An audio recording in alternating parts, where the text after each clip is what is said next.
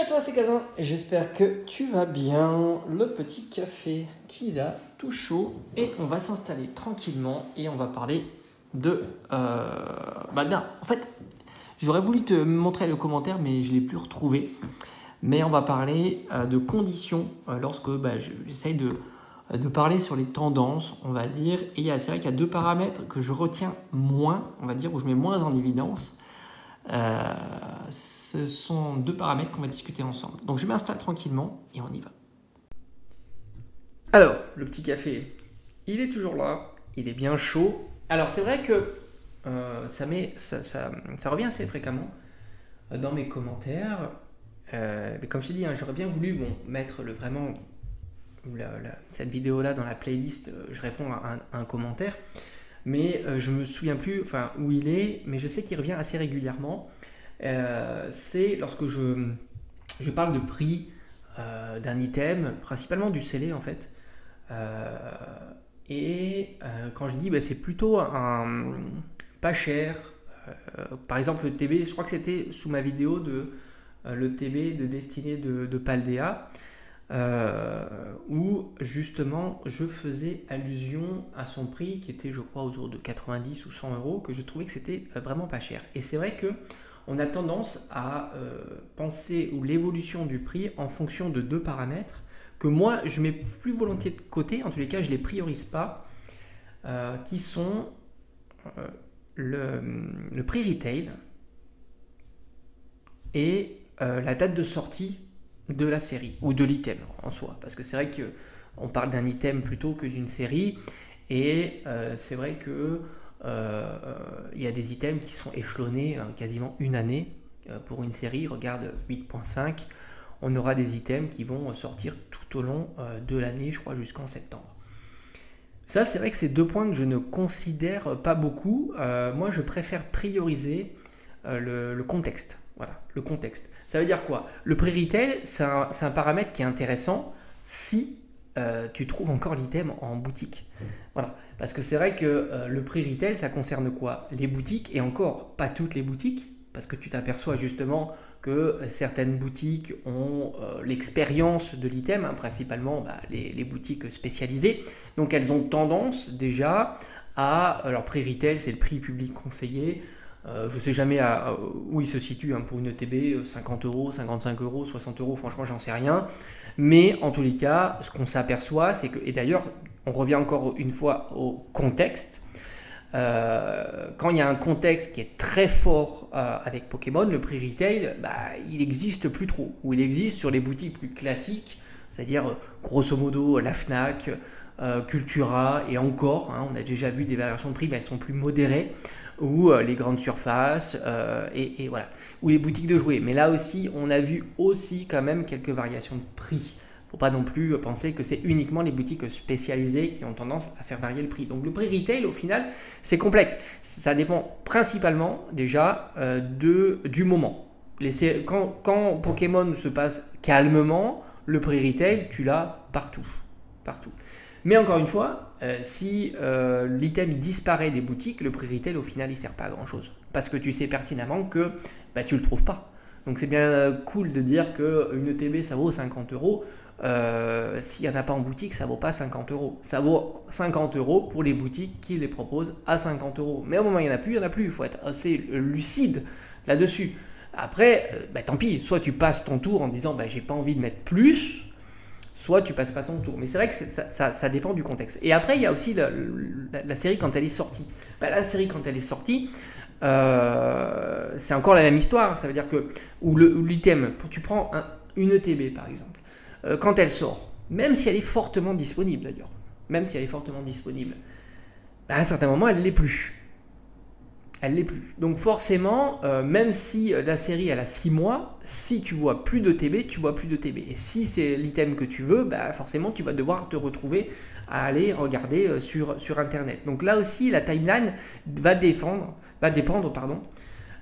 Cette timeline va dépendre de l'environnement, encore une fois, du contexte. Parce que si le contexte est favorable sur Pokémon, Dès qu'il y a un item qui pop, ça part. Dès que ça part sur les sites de revente, ça part. Bah forcément, même si la série a 3 jours, j'ai envie de dire, bah, c'est comme ça. Elle a beau avoir 2 jours, 3 jours, 1 mois ou 1 an, le temps n'y peut pas grand-chose. Après, ça dépend des contextes. Il y a des contextes qui sont négatifs, sauf si, encore une fois, si c'est une série qui est toujours présente. Là, c'est pas pareil.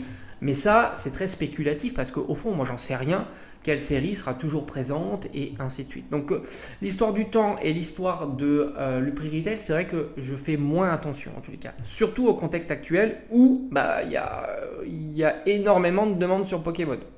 Sur des séries qui plus est, qu'on voit plus. Même si elles ont moins d'1 an. Et puis, il y a un autre paramètre aussi. C'est ce qui me donne aussi les comparaisons, c'est justement de savoir qu'est-ce que tu peux avoir pour le même prix. Ça aussi, c'est intéressant. Parce que dans le contexte actuel, une ETB Paldea, ça vaut 90 €. Une ETB Étincelle déferlante, qui est encore plus récente d'ailleurs, dont j'ai le petit livret, est encore plus récente. Donc, le TB Paldea est moins cher que le TB Étincelle déferlante. Mais on est quasiment au même niveau.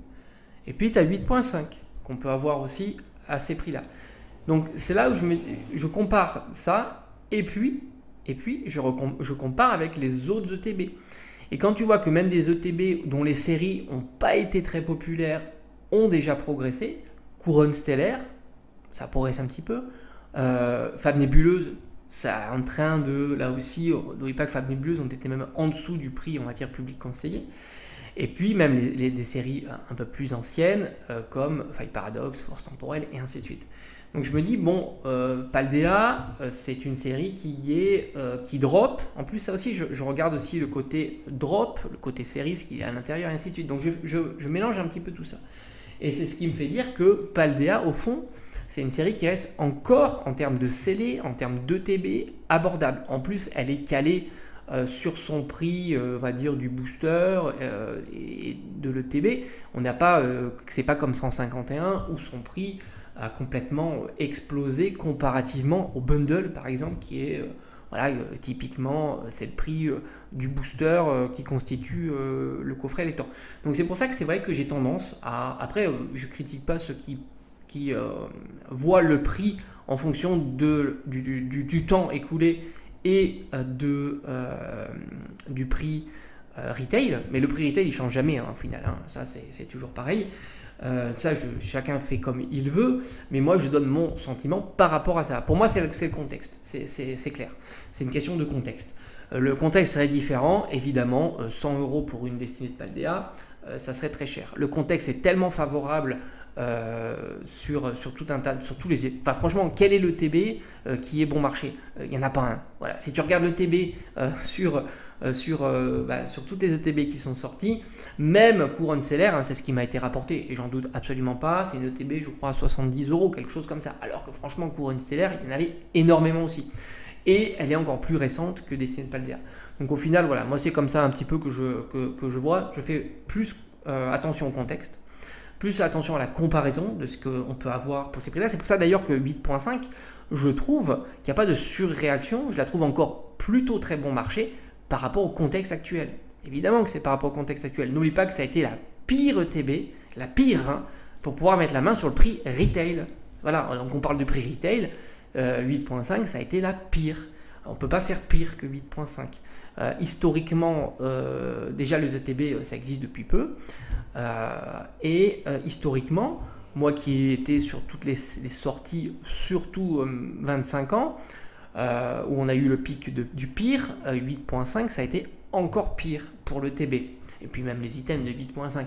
Donc au final, retrouver une ETB parfaitement scellée, sans trou, sans rien, dont on fait plus attention maintenant aussi, hein, parce qu'il faut le reconnaître. S'il y avait moins d'attention sur l'état de l'ETB il y a quelques années que maintenant, bah, je la trouve pas hors de prix. Je la trouve pas hors de prix par rapport au contexte actuel. Alors évidemment, si tu parles du prix retail et de la timeline, oui, bah là c'est horrible, évidemment. Elle vient de sortir et le prix retail est à 50 balles. Donc oui, forcément. Tu peux pas faire pire. Mais EV8 est pas mal non plus dans ce cas-là aussi. Donc voilà, moi je n'ai pas la même vision des choses. Après, chacun est libre de voir je suis pas là pour convaincre qui que ce soit. Je partage juste mon opinion par rapport à ça. Voilà, mais c'est vrai que ça revenait assez régulièrement. Chaque période a son contexte. Alors même si, et je me dis même, surtout le contexte actuel, même si ces items revenaient, on sait bien que ça va partir très très vite. Mais au final, bon voilà, le TB, en plus le TB 8.5 c'est vraiment particulier parce que tu as une carte promo qui est chère, que n'a pas Paldea. Donc quelque part c'est intéressant, parce que Paldea c'est une carte promo à 1 balle. Elle est peut-être 2 euros maintenant. Donc on est à peu près à 90-100 euros. L'autre on est à peu près à 120 euros avec une carte promo à 20 euros. Donc tu vois, tu te dis quand même, c'est pour ça que j'estime pas que le TB soit délirante. Comme certains mettent dans les commentaires en disant mais c'est énorme déjà et ainsi de suite. Je la trouve pas au final. D'autant en plus 8.5 c'est une série un peu atypique qui va rester dans l'histoire de Pokémon parce qu'il y a le God Pack. C'est le vrai gros God Pack qu'on n'a jamais eu par le passé, très, très similaire on va dire qu'aux séries japonaises. Comme il y a eu plusieurs fois dans les séries japonaises. Donc voilà, je pense que c'est assez exceptionnel cette série-là. De mémoire, un booster avec autant d'alternatives en un booster, ça n'est jamais arrivé. Et si ça veut, ça n'arrivera encore plus jamais. On ne sait pas trop comment ça va évoluer. Voilà, donc je voulais te partager un peu ça. Voilà, donc en plus, c'est intéressant de mettre cette vidéo-là on va dire pas ciblée sur répondre à un commentaire, parce que c'est vrai que c'est assez large cette idée-là. Et encore une fois, moi je veux convaincre absolument personne. Chacun est libre de collectionner, de voir les choses comme il le souhaite. Moi je dis souvent, quand le train est parti, j'achète pas. Voilà, tant pis si j'ai pas l'item. Et d'ailleurs c'est là où c'est intéressant de te dire que tu peux échanger. D'ailleurs c'est intéressant, parce que si tu n'as pas envie de dépenser, je sais pas moi, 120 euros dans l'ETB, mais tu peux dire il y a des items que j'ai eu au prix on va dire classique, et je peux me permettre de les échanger. Donc là l'idée de doublon, tu vois, ça peut être assez intéressant sans passer par la case achat au prix fort, sans compter que tu dois souvent rajouter les ports, l'état n'est pas toujours convenable et ainsi de suite, alors que les échanges tu peux essayer de les faire de main propre et ça peut être peut-être plus sympathique. Voilà, bref, on se dit à bientôt et puis merci encore.